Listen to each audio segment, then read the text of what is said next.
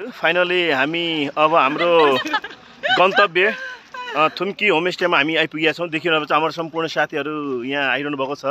अब फाइनली हामी कार्यक्रममा समावेश भएर हाम्रो कार्यक्रमलाई सफल पार्ने कोसिस गर्छौँ। यहाँ देखिरहनु भएको छ हाम्रो सम्पूर्ण साथीहरू।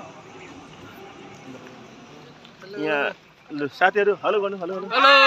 हामी त पानी बोक्दै छौँ। हाम्रो सम्पूर्ण साथीहरू देखिरहनु भएको छ सबैजना। हेर्नुहोस् त देखिरहनु भएको छ हाम्रो शाखा प्रमुख छ भर्खरै। त्यसमा यहाँ हाम्रो सरोज बास्पना सर हुनुहुन्छ। यहाँ हाम्रो चेतना सिस्टर, अम्बिका सिस्टरहरू आउनुभएको छ, देखिरहनु भएको छ।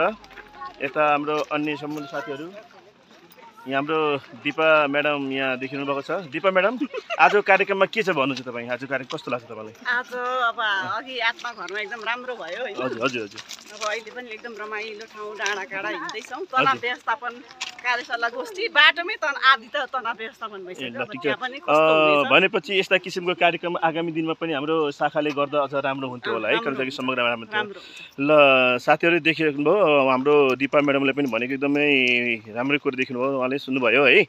आगामी दिन पनि यस्ता किसिमका कार्यक्रमहरू, गोष्ठीहरू अथवा अन्य यस्तै सेमिनारहरू केही भयो भने हाम्रो कर्मचारीहरूको मनोबल उच्च हुने, उत्प्रेरणा बढ्ने किसिमको कुरा गर्नुभएको छ।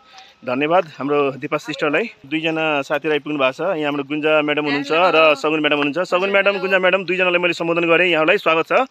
के यो कार्यक्रम तपाईँलाई कस्तो लाग्दैछ? कस्तो अनुभव हुँदैछ? Excellent excellent. यो यस्तो चाहिँ अब यो जुन एक्सपिरियन्स चाहिँ नि हजुर एकदम नयाँ, अनि त्यसपछि एकदम एक्सिलेन्टै भनौँ न। एकदम पालिका हैन, अर्को पालिकाले पनि यस्तै अर्गनाइज गर्छ। अब म यता गुन्जा म्याडमको आएँ। गुन्जा म्याडम, अब के छ हाम्रो सगुन म्याडम भनेको कुरा ठिकै हो अथवा तपाईँ उहाँको विचारसँग सहमत हुनुहुन्छ कि के छ? तपाईँको छुट्टै धारणा के छ भने थप्नुहोस्।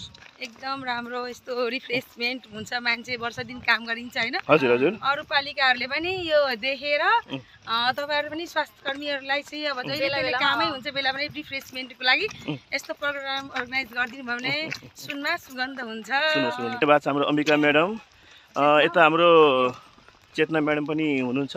म दुईजनालाई एकैमुष्ट रूपमा स्वागत गरेँ उहाँलाई। यहाँहरूको विचारमा यो कार्यक्रमले तपाईँलाई कस्तो अब फिल भएको छ अथवा के महसुस गर्नुभएको छ यहाँले?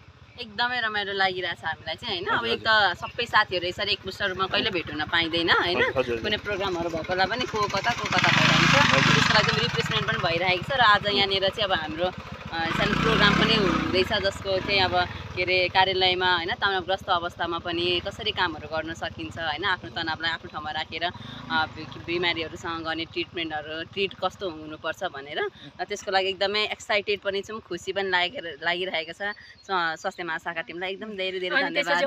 अर्को कुरा भनेको म यहाँ रोकेमा एकमा आउँदैछु। म्याडम यहाँको के छ, उहाँसँग सहमत हुनुहुन्छ कि तपाईँको छुट्टै धारणा छ भने केही छ भने राख्नुहोस् है? होइन सर, एकदमै सिमिलर धारणा छ। अनि अर्को कुरा भनेको चाहिँ हाम्रो यो ड्रेसअपको छुट्टै अस्ति प्लानिङ गर्दाखेरि छुट्टै लाउनु पर्ने होला भनेर पुरा हामीले प्लान गरिसकेका थियौँ। तर पनि यो सिमिलर ड्रेसअपमा पनि कति राम्रो देखिँदो रहेछ, कति खुल्दो रहेछ भन्ने कुरा चाहिँ आज आएर हामीले थाहा पायौँ। त्यसको लागि पनि स्वास्थ्य महाशाखा टिमलाई धन्यवाद दिन चाहन्छौँ। सम्पूर्ण साथीहरूलाई सबैलाई म धन्यवाद दिन चाहन्छु। थ्याङ्क्स टु हाम्रो उमेश राई सर अनि एन्ड होल स्वास्थ्य शाखा टिम। सम्पूर्णलाई फेरि धेरै धन्यवाद र स्वागत गर्दै, धन्यवादसँगको स्वागत गर्दै म फेरि पनि के भन्छ भन्दाखेरि आगामी दिनमा हाम्रो स्वास्थ्य महाशाखा र अझ भनौँ हाम्रो मूल सङ्गठन अथवा कार्यालय धरान उपमहानगरपालिकाले समग्र रूपमा यस्ता किसिमका कार्यक्रमहरू व्यवस्थापन गरिदिएको खण्डमा कर्मचारीहरूको मनोबल अझ उच्च हुने, उत्प्रेरणा बढ्ने र कामप्रतिको दायित्व पनि अझ बढेर जाने भन्ने कुरो उहाँहरूको प्रतिक्रियाबाट समग्र रूपमा आइसकेको छ। र म यति भन्दै म हजुरहरूसँग बिदा हुन चाहन्छु। धन्यवाद।